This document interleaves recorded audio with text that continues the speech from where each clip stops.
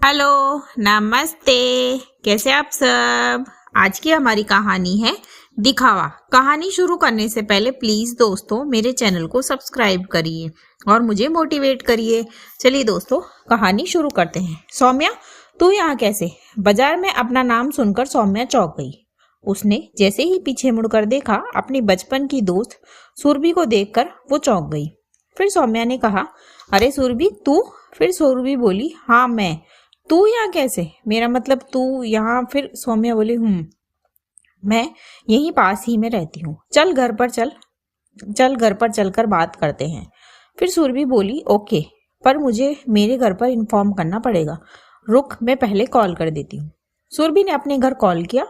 फिर वो सौम्या के साथ उसके घर चली आई। घर पर आते ही सुरभि बोली, सौम्या तूने दोबारा शादी कर ली? मेरा मतलब तेरा तो डाइवोर्स हो गया था। मेरा मतलब अभी तो किसके साथ रहती है? सौम्या के घर में मेल चप्पल, हेलमेट और उसके गले में मंगलसूत्र को देखकर सुरभि ने कहा, और तेरी बेटी माही वो कहाँ है? फिर सौम्या बोली, रुक जा बताती हूँ, पहले कॉफी बना कर लाऊं, पीते हुए बात करेंगे। सौम्या ने कहा और कॉफी बनाने चली गई। दरअसल सौम्या और सुरभि दोनों के घर आमने सामने थे। दोनों बचपन की सहेलियां हैं।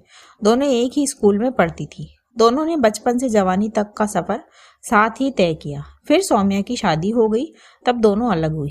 कुछ समय के बाद सौम्या का तलाक भी हो गया था। वो अपने मम्मी पापा के साथ रहने लगी थी। कुछ देर के बाद सौम्या कॉफी लेकर आई और बैठकर बोली, देख, मेरा पति शराबी था और मेरा तलाक हुआ, ये तो तू जानती है। फिर मम्मी पापा थे, तब तक तो सब ठीक था।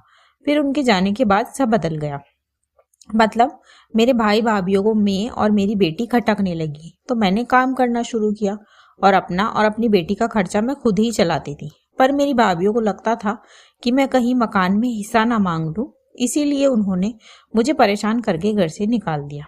फिर उसके बाद मैंने वहीं किराए पर मकान लिया और रहने लगी। पर मेरे मायके वालों को ये बात भी अच्छी नहीं लगी।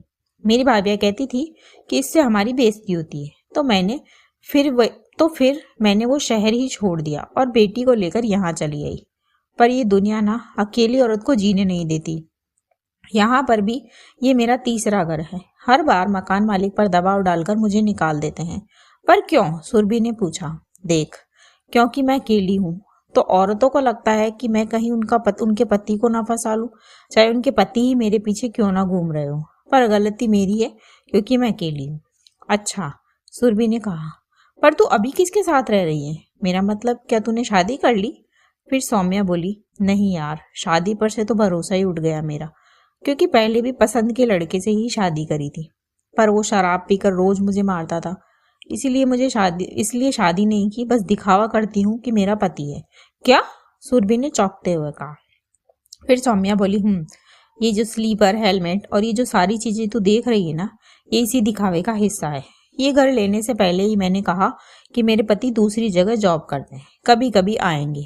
अब मैं अगर मेरे नाना, चाचा या किसी भी रिश्तेदार के जाऊं, तो यहाँ सबको यही कहकर जाती हूँ कि मेरे पति के पास जा रही हूँ, तो सबको लगता है कि मेरा पति है। पता है सुरभि, अकेली औरतों को आदमी तो खुली तिजोरी समझते हैं और औरतों को लगता है कि मैं चरित्रहीन हूँ।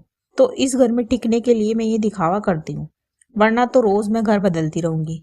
और अब रही बात माही की, वो स्कूल में है, मेरे साथ ही है। उसी की वजह से शायद मैं जी रही हूँ। पता नहीं था यार, जिंदगी ऐसा बना देगी।